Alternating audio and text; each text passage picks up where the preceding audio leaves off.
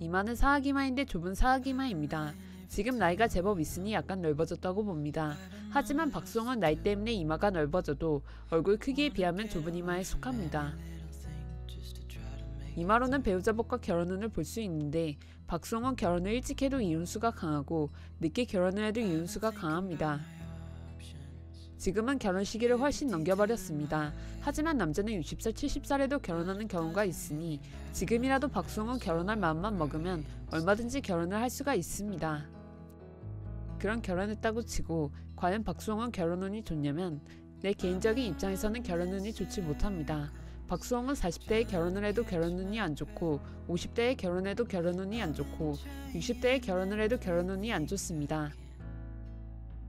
만약 지금 50대에 결혼을 하면 10년 안쪽으로 이혼할 가능성이 아주 높습니다. 그러므로 박수홍은 그냥 독신으로 살아가는 것이 가장 좋은 선택이라고 봅니다. 말이 이혼이지 이혼이라는 것은 부부 사이에 엄청난 스트레스를 받는 것입니다. 그런 스트레스를 받으니 그냥 독신으로 독약청청하며 자유로운 영혼으로 살아가는 것이 훨씬 좋다고 봅니다. 그리고 이런 것이 있습니다. 이성운이 강한 사람이 애인으로 사귈 때는 아주 궁합이 좋고 깨소금 쏟아지는 시간이 흐르지만 둘이서 너무 사랑하여 결혼을 하면 갑자기 남남 같은 부부 사이로 변해버리는 운명이 있습니다. 그런 사람은 결혼을 안 하고 연애만 하는 것이 가장 좋습니다. 또는 동거를 하고 싶으면 절대 법적 혼인신고를 하면 안 됩니다. 혼인신고를 해버리면 운명적으로 결혼에 속하여 그렇게 되면 사이좋던 애인 사이가 결혼과 동시에 남남처럼 되어버립니다. 이런 운명의 사람이 종종 있습니다. 박수홍이 방금 말한 사람이 속합니다. 박수홍은 아주 사랑하는 사람이 있으면 그냥 애인 사이로 살아가거나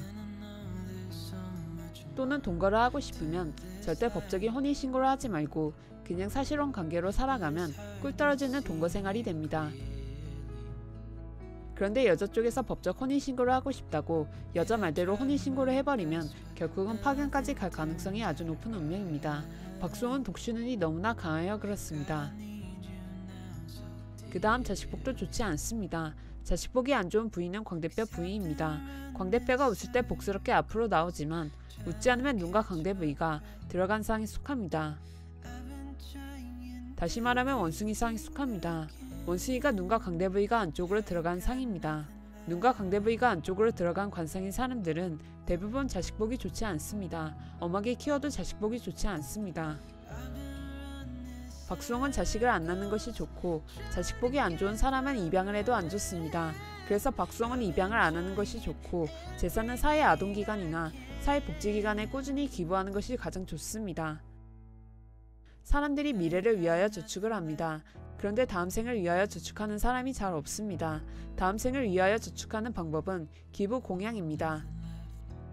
열심히 기부 공양을 하면 그 돈이 다음 생에 몇 배 또는 몇십 배 몇백 배로 복업으로 돌아옵니다. 여기서 중요한 것은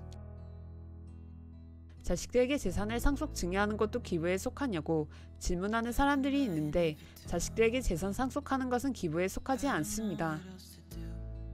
단 다음 생이나 미래 생에 그 자식들에게 재산을 돌려받는 그런 업보는 발생합니다. 하지만 그런 업보는 강하지가 않아서 한순간에 재산 탕진하는 경우가 많습니다. 그래서 가장 좋은 복업을 쌓는 것은 기부와 공양입니다. 그 다음 박수홍은 미간이 제복이 좋은 미간이고 눈썹도 길고 진하여 제복이 좋은 눈썹입니다. 눈이 문제입니다. 왼쪽 눈은 쌍꺼풀이 있는 병아리 눈이고 다른 한쪽 눈은 무쌍꺼풀 눈입니다. 저런 눈은 두 가지의 결과가 발생합니다. 배우자를 배신하거나 자기가 친척이나 남에게 배반당하는 눈입니다. 그래서 요번에 형으로부터 재산 횡령을 당한 것입니다. 사기는 아닙니다. 사기란 다른 사람에게 나쁜 의도로 상대방을 기망하여 상대방의 재산을 빼앗는 것을 기망행위 사기행위라고 합니다.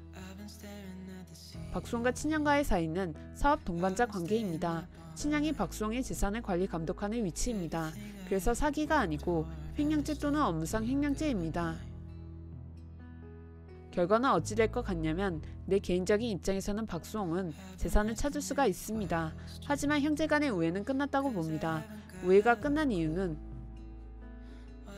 눈과 광대가 원숭이처럼 많이 들어가면 형제복이 없습니다. 그래서 형제 간의 우애는 끝났다고 봅니다. 재산은 친형과 합의를 보거나 소송을 통하여 찾을 수 있다고 봅니다. 코는 제복이 좋은 복코이고 법령이 입꼬리에서 멈추었다가 다시 턱으로 내려가려고 하는 법령입니다. 저런 법령은 마음고생하는 일이 발생합니다. 원래는 저런 법령은 부부간 이혼수를 상징하는데 박수홍은 결혼을 안 했기 때문에 형제간에 안 좋은 일이 발생한 것입니다. 윗입술은 얇아서 의지력과 추진력이 좋고 부지런하고 근명상실합니다. 단, 윗입술이 얇으면 결혼 운은 안 좋습니다. 특히 박수홍은 이마와 윗입술이 결혼 운이 너무나 안 좋은 상이라서 그냥 독신으로 살아가는 것이 가장 좋습니다. 인중은 일자인중이면서 원숭이 인중에 속합니다. 재주와 감각이 좋은 상입니다. 원숭이상 사람들은 평생 돈 걱정 안 하고 살아갑니다. 초년에는 고생하는 사람도 있고 고생 안 하는 사람도 있지만 대부분 원숭이 상들은 20대부터 말년까지 인생이 평탄하고 호화롭게 살아가는 사람들이 많습니다. 예능이나 체육계 쪽에서 원숭이 상들이 자주 있습니다. 턱은 강인하면서 부드러워 노년 말년운이 좋고 눈꼬리에 제비주름이 있기 때문에 항상 여자를 조심해야 합니다.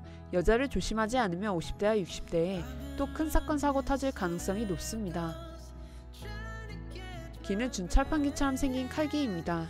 박수홍 관상 중에 귀가 가장 좋은 상입니다. 요번에 형과의 사건 사고는 잘 해결될 것입니다. 하지만 형제간의 우애는 끝났으니 더 이상 형과 친하게 지낼 필요는 없습니다. 왜냐하면 50대와 60대에 한 번 더 안 좋은 일이 발생할 가능성이 높기 때문에 최대한 악연은 끊어버리는 것이 좋습니다.